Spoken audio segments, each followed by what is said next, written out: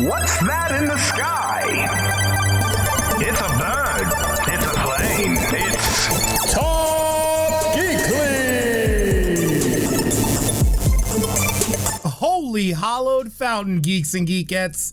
Tom here, the resident Kryptonian, and of course, I am joined by my friend, and he is your friend, the Gotham Knight, my man, Cody. Hey, what's up, geeks and geekettes? We are Talk Geekly, bringing the latest and the greatest from comic books to video games and so much more from the geek culture. And man, oh man, do we have some heavy hitting comic books. But first and foremost, Tom, what's been up, man? I heard that demo is dropping sometime soon. Give us a little bit of heat on that.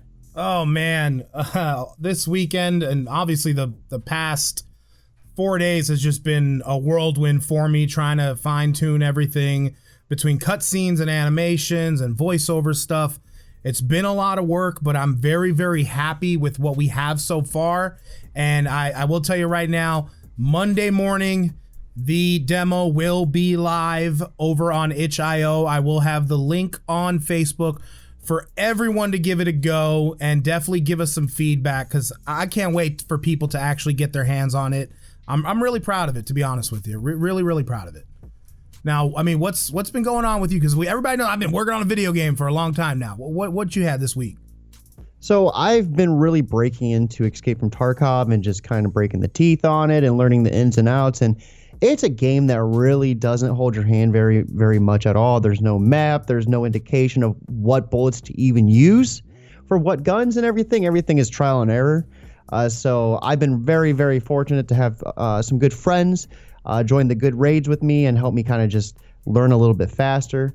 It's a really heart-pacing game, and this has been out since 2017. I'm just finally getting into it. It's kind of like a rude awakening that I didn't jump on the train a lot sooner. So, I mean, have you been actively enjoying it, or you're just kind of trying to get good but still banging your head against the wall? So, I mean, I would feel like I'm starting to really get it down, and I'm craving it. It's one of those games where it's not like a Call of Duty game. Like, when you die, you lose all your gear. You have to. There was a time where I was trying to go on a raid. I didn't have any equipment available, and I just said, screw it. Let's go into this thing with an axe. And I went around trying to chop people down with an axe. It was insane, dude. I live for it. Oh, well, that's good. I mean, it definitely sounds like you're enjoying it. So keep on trucking, I guess. But enough about what we've been doing for the week.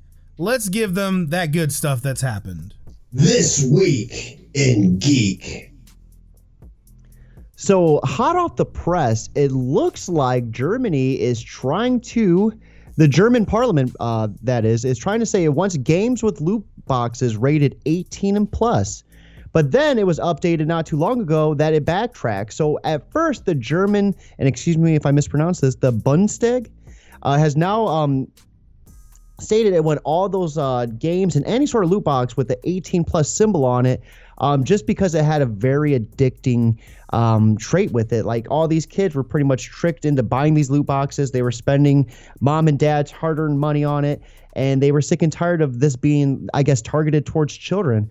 Before the bill even passed, though, it looks like all the heat from all the citizens around in German just kind of forced the parliament to crumble and backtrack. So I think that's a big win for video games. But with that being said, it does give some really good focus on what loot boxes do and the effect they potentially do have on children who don't know the consequences of what they're doing when they're just buying skin after skin.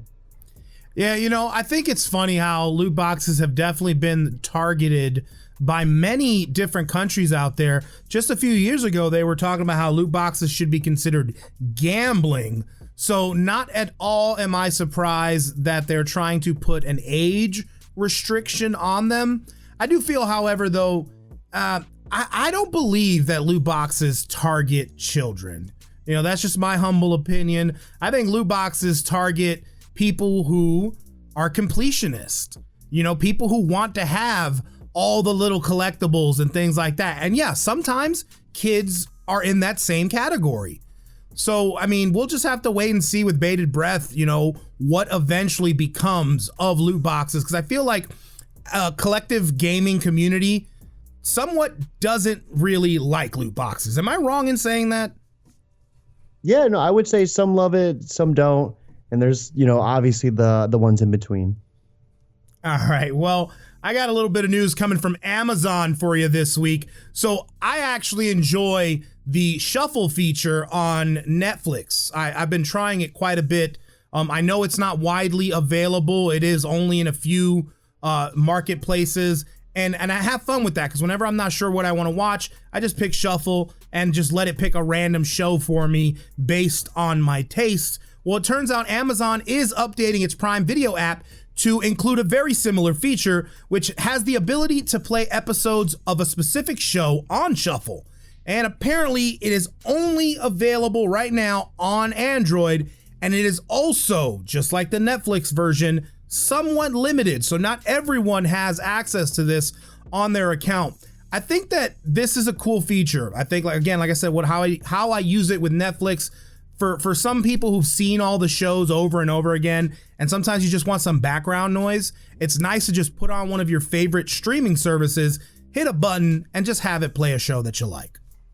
Yeah, so I think with a lot of different series where it really doesn't follow a storyline, this is going to have some awesome benefits. Like, I know for me and Olivia, we actually have been binge watching Hoarders, and for something like that where we just want to shuffle it up, and because sometimes she watches a few episodes ahead of me, so there's always that where either we have to rewatch it or we have to skip back and doing all that. Sometimes just shuffling it up could alleviate that problem for both of us. So I could see the positives with that. If I'm watching a TV series though where it's following a story, or there's a backbone that I want to stay focused on, I'm not going to want that shuffled. So I can see where the feature is going to be cool in one aspect, but in other aspects, I might not even really mess with it. On to other news. It looks like there's going to be a brand new Teenage Mutant Ninja Turtles game that's going to be in the works, and this title is going to actually be based off of the Turtles in Time that we all grew up to love. Now, this was announced by publisher Dotemu with a retro-inspired trailer that just, oh man, it was beautiful. There were so many things that I loved about it, and be sure to tune in to our YouTube video. I'm going to be showing videos as we talk about it during this new segment.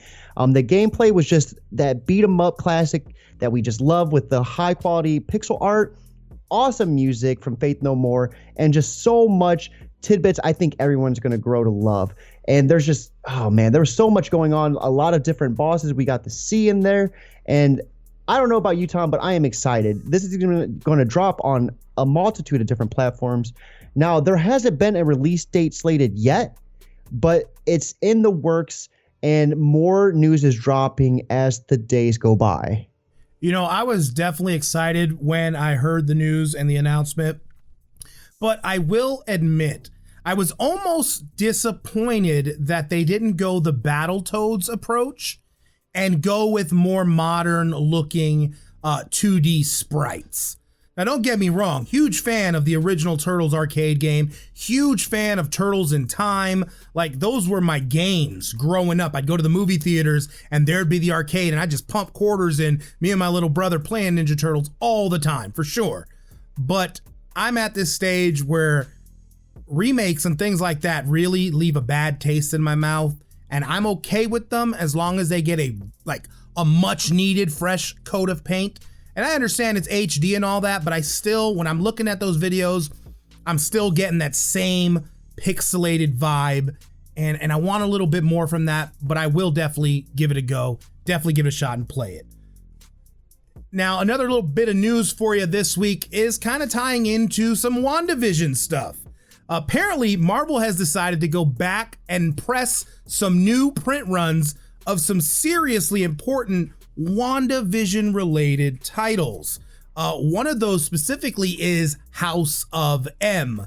Now, of course, the show does not necessarily take from the arcs that they're going to be reprinting. However, there were a lot of references, and some of the themes from House of M did definitely show up within the show. And I think this is a good piece of news because we have a lot of new eyes on Wanda and on Vision.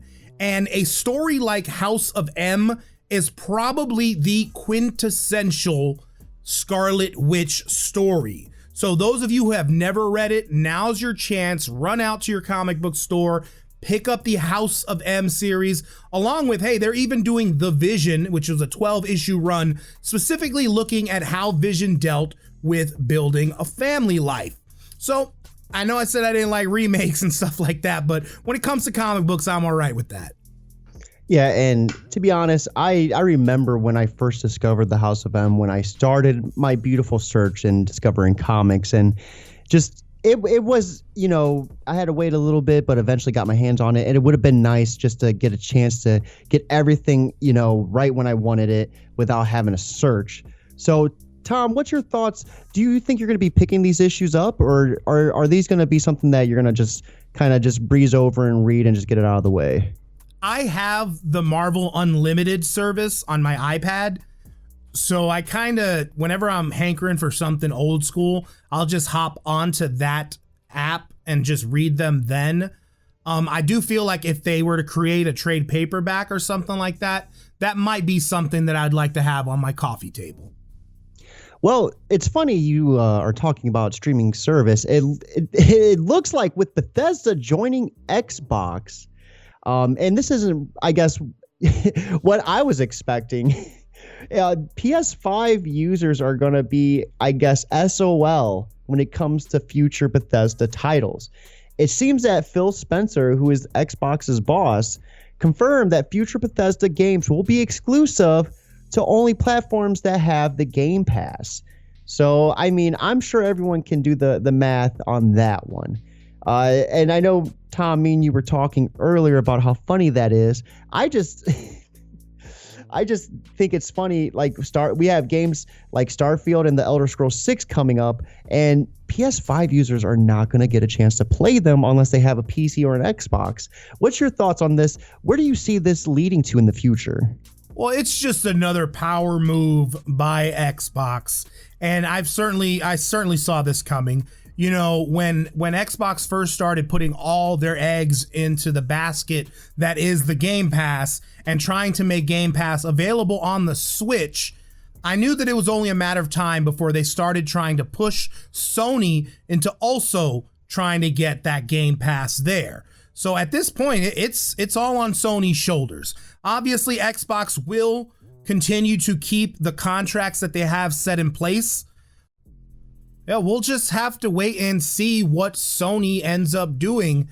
I think it'd be sad if they lose out on a lot of those exclusives. All right, so my last bit of news for you is on the Google front. So it turns out a judge in California ruled on Friday that Google has to face a class action lawsuit that claims they secretly collect data from users even when they're using the incognito mode. Is anyone surprised about that? I doubt it. Apparently, the complaints that were filed last June allege that Google has a pervasive data tracking business. We all know this. This is no surprise. And they're looking to get at least $5 billion in damages.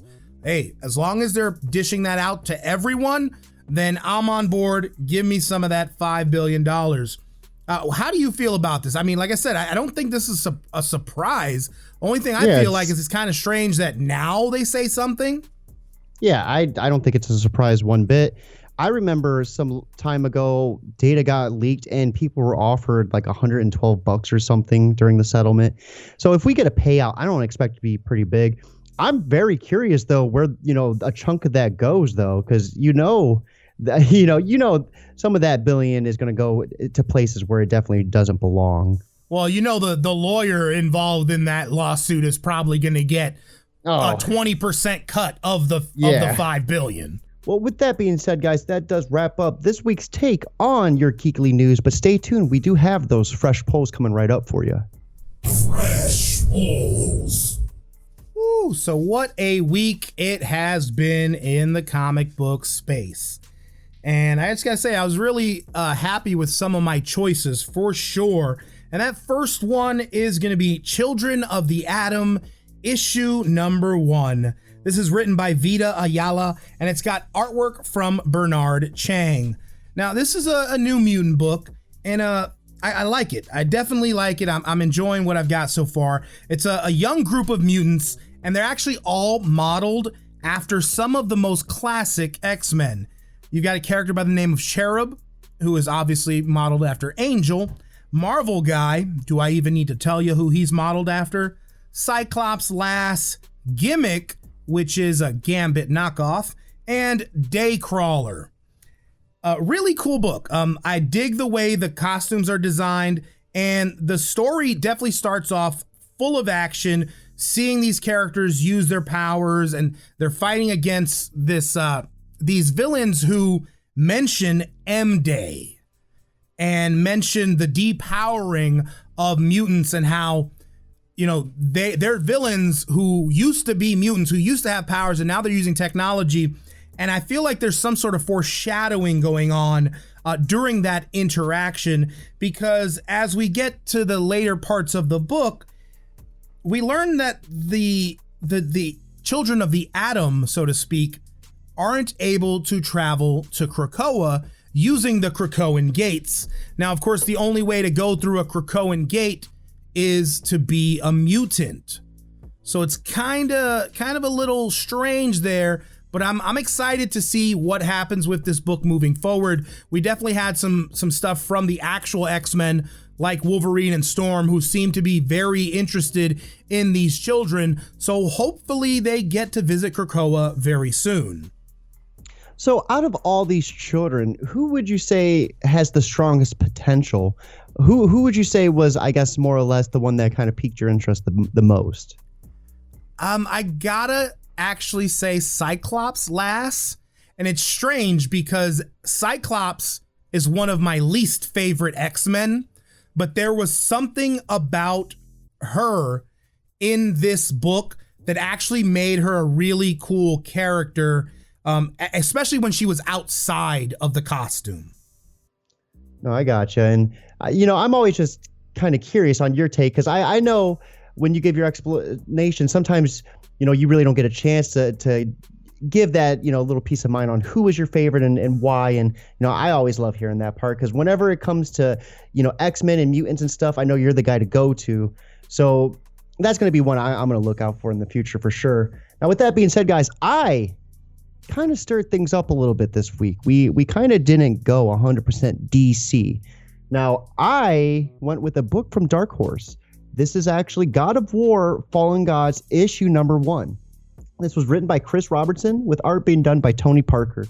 And this book has a lot of Kratos' backstory and just kind of what he's running from. It starts off with him acknowledging that he's just cursed to an endless misery and just being denied the comfort of the grave. And his Chaos Blades, no matter what, are always following him. We see him just throw them off a boat, and the next day he wakes up, they're right there. We see him travel far, far away from where he originally was, digging, the Chaos Blades and just hoping to run from them. And, falls asleep, wakes up the next day, they're right there in front of him.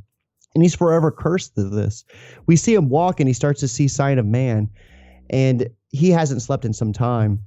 And it's funny because all these people run from him. All these people are afraid of him. And this elderly begins to talk to him, saying, yeah, they've heard the story of the Spartan, the ghost of Sparta, and they know your tales. And, of course they're going to tremble in fear. And he pretty much gives him like a little bit of foreshadowing that he needs to stop running from his destiny, at which point we see Kratos just like shove this man down and just move on. And no matter what he does, the Chaos Blades continue to follow him. And we see him eventually fall asleep, and he's just plagued with a nightmare. And he wakes up to the blades once again. And pretty soon he's hallucinating and sees this crow, and this crow, I think it's a crow, it's a bird. It was some sort of crazy thing. But this bird just keeps telling him, like, what's in store for him, he can't run from. And he's pretty much a fool to continue to try. Now, this was an interesting book. I'm not exactly sure if this is going to be something where I dive into issue number 2. It kind of gives me that Berserker feeling from last episode, where visually speaking, this was a beautiful, beautiful book, but the story just, I don't know if it sunk me. All right, so just basically based on that and you comparing it to Berserker, I was already going to ask you this, but now I definitely have to ask you this. Do you feel like this is a cash grab, or a contender? Like, is this going to last the test of time? Are we going to get more issues, or is it just going to peter out because they were just trying to make money off the name? So I think it's definitely going to be a cash grab. And I think with that being said, depending on how well issue number 1 and 2 does, that'll probably show us, where the series go. There's going to be diehard fans of the series that live for this book. I know, with Bloodborne and Dark Souls, I really didn't care for those comics when they first dropped. And then I played the games, and then I sought those comics out because how much I love the game. And I think there's going to be fans of that nature that are going to do the same for this book. Oh, yeah. It's just like me buying a Superman toothbrush. I'll buy anything with the Superman logo on it. But I'll tell you one book that is definitely firing on all cylinders and is continuing to get better and better every issue. That is X Factor, issue number 8, written by Leah Williams with art from David Baldeón. Now, of course, the last time I talked about this book, it left me on the edge of my seat. We had the death of the team, and we didn't know what exactly was going to happen. So I was super excited to jump into this title and find out, what was going on with the Morgan. So members of the team are obviously on edge at the beginning of this issue, and they kind of know that something's not right. And at that point, you have Dakin, who's having visions. Eye-Boy is seeing traces of who knows what. Like, he doesn't even know what he is seeing, and we don't know what he's seeing, basically at this point in the book.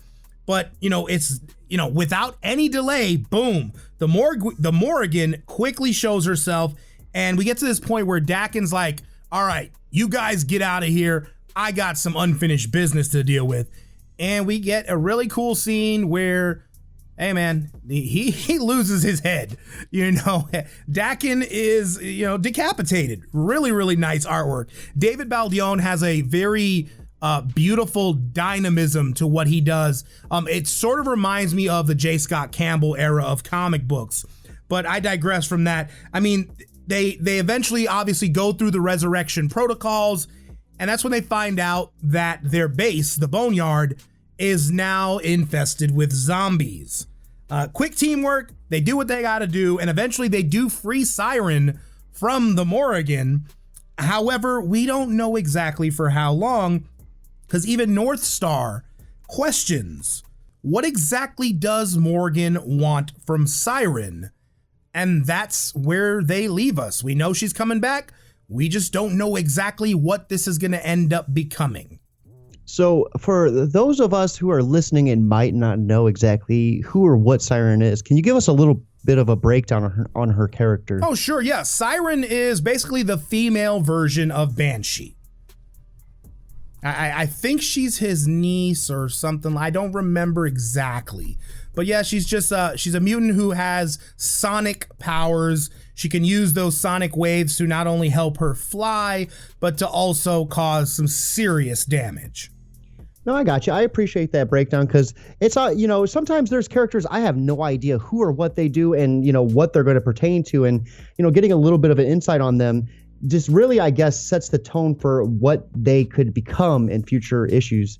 Now, with that being said, I had a chance to break away from my typical Batman, my typical Batman love affair with his comics, and we dove into Rorschach, and I don't know if this was a good or a bad thing. I kind of dove into it a little late. This was Rorschach issue number 6, written by Tom King and art done by Jorge Fornes, and it's something that's just, it was really unique. It starts out with this letter correspondence between Mr. Meyerson and Laura, and it's insane to kind of get the grasp of, because it's a detective that's researching, I guess, this murder or this crime going on. It's pretty much, he's, I guess, looking into Rorschach, and this is the start to everything. And eventually we see just the story and the breakdown between these two. We get to see Laura getting abused as a child and learning how, to handle a gun. And we get to see Rorschach left alone and just his career as a cartoonist.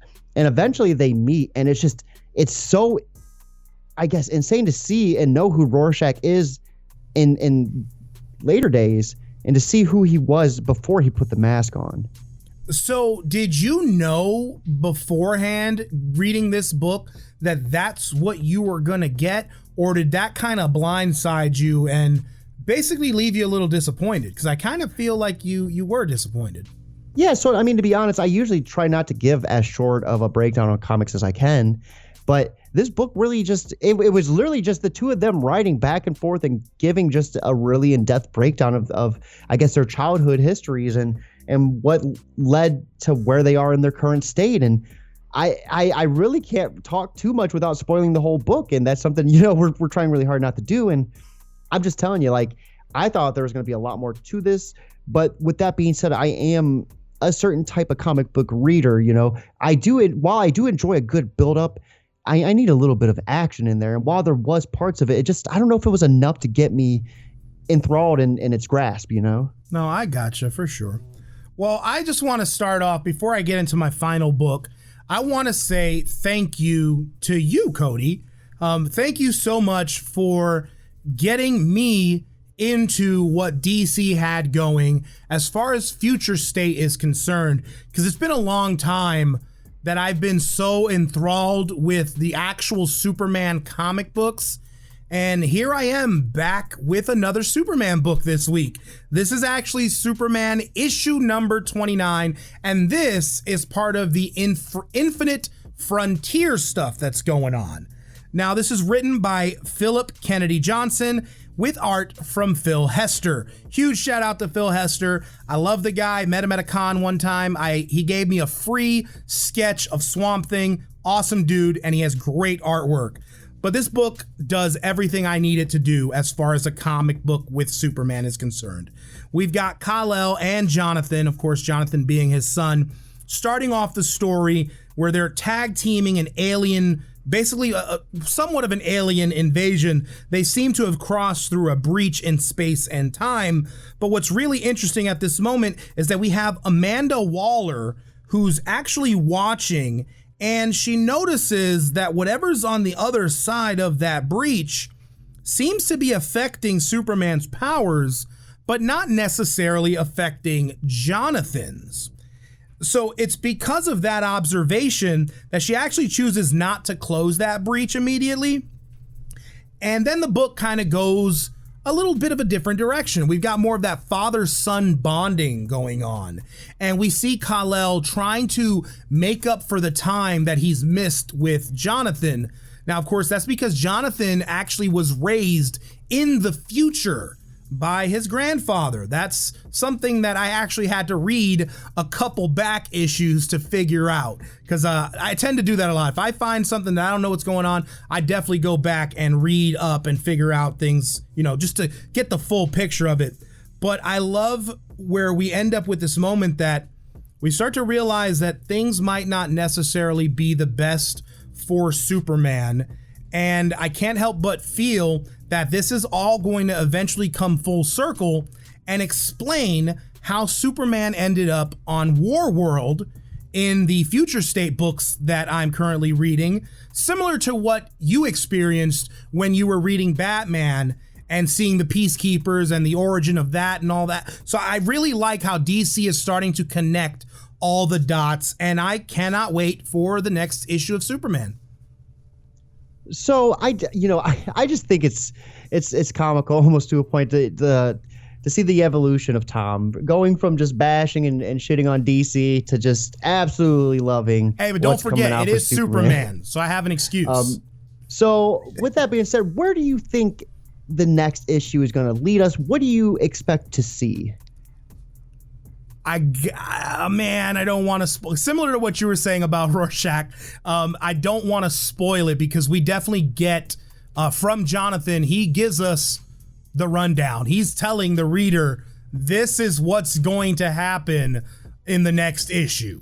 You know what I mean? So I know what's going to happen. I just don't want to talk about it. All right. Well, I got one I do want to talk about. But I'm only going to give you guys a little bit of a taste of it, because, man, this one, saving the best for last. We are hitting you with the Joker, issue number 1 from Infinite Frontier. Now, we have James Gordon facing retirement, pretty much going on a sending off party, like a good riddance party. Get out of here. Of course, we know Gordon is the man who's never been one to shy away from putting his own people away for doing injustices within Gotham, as well as the villains that we see get taken down on a day-to-day basis. And it was interesting to see Gordon kind of reflecting and giving us a little bit of a breakdown of everything. And we see a little bit of a flashback of the Joker. And I had to do a double take. I had to actually double check because it was drawn a little bit different. But this is the Joker from The Killing Joke. And those of you who might not be very versed in it, this was the Joker that pretty much paralyzed his daughter, that caused his son to pretty much die. When his son would have never been put in that situation to begin with, this Joker caused his son to turn against Gordon and his family. And you see that start to unravel. And Gordon is approached by this older gentleman who pretty much just gives him a breakdown of everything. And he leaves him with this interesting story of a devil and this true evil.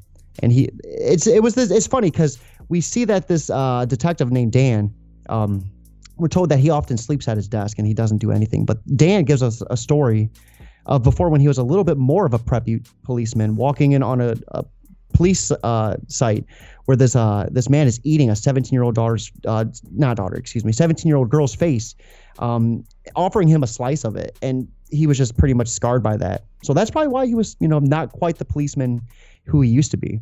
And James is haunted by this same imagery of the Joker, just over and over. Every time he dreams, he sees the Joker.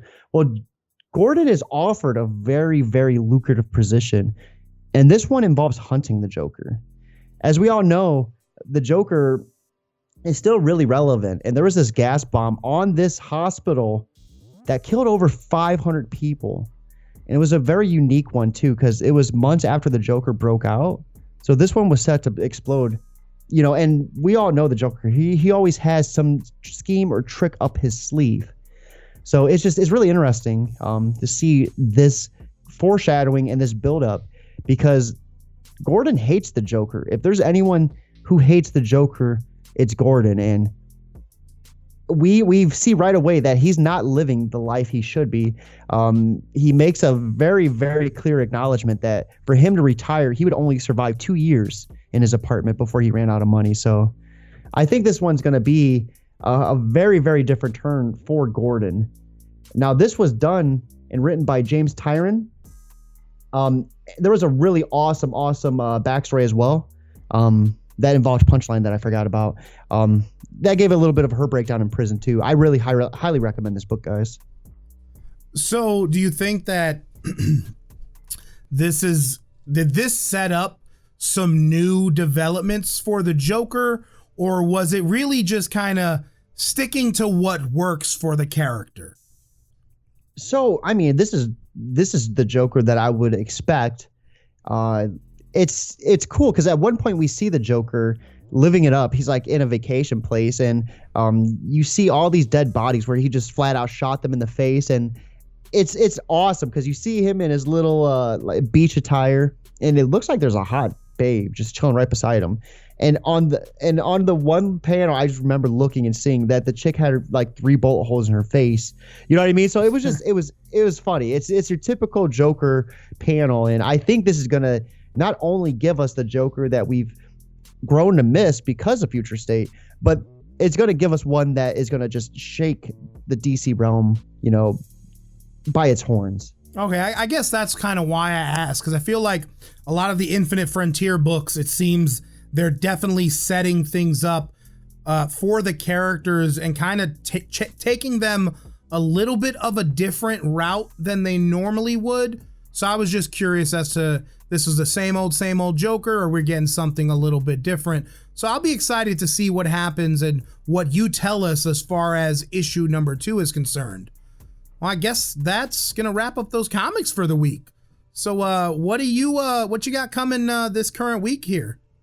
So I'm going to be resuming my Tarkov playthrough. We actually have a mini series on YouTube called Growing Pains, where I take the raids and I dissect them raid by raid. And I'm playing with a couple friends, and they give me a little bit of a guide on what to do and what not to do. And I figured if it's going to be good for me, it's going to be good for other people potentially. Outside of that, just more Valheim. Just waiting for the Monster Hunter game to drop on the Switch coming up, I believe on the 26th. Outside of that, not very much. But Tom, what about you? You said Monday the demo is dropping. What are your anticipations for that, and what's to come afterwards? A week off. A solid week of not doing any sort of game development. I really need that for my mind, to be honest with you. I just the last week for sure, I've just been stretched so thin, not getting enough sleep, trying to squeeze every last minute of the day to get little things done. So that's what I'm honestly looking forward to the most, is just being able to freaking chill, you know. But after that, this 30-day game, it's gonna go beyond the 30 days. The team has already agreed that this is something that we plan to develop into something a lot larger than it currently is. So I'm excited for that and the future of this game that we're developing. But I'm also excited for, obviously, like every week, I'm just excited to read some more comic books and share what I've learned during the week with all those geeks and geekettes out there. Absolutely. And it's always really inspiring to see what you're coming up with and where you're going with the direction of it. And because, you know, those clips that you share on Facebook and YouTube and just seeing the step-by-step progression of it, I just, you know, I for one am excited to sink my teeth into it and see where it's going to take me. I know for myself, I'm really trying to learn Adobe Premiere more and more each and every episode and try to offer more of a visually pleasing effect for you guys. But with that being said, that does wrap up this week's podcast. You could always catch us on our respective social media platforms at Twitch, Twitter, Instagram, YouTube, and so much more at Talk Geekly. And Tom, why don't you send us off? As always, keep it geekly. What's that in the sky? It's a bird. It's a plane. It's Talk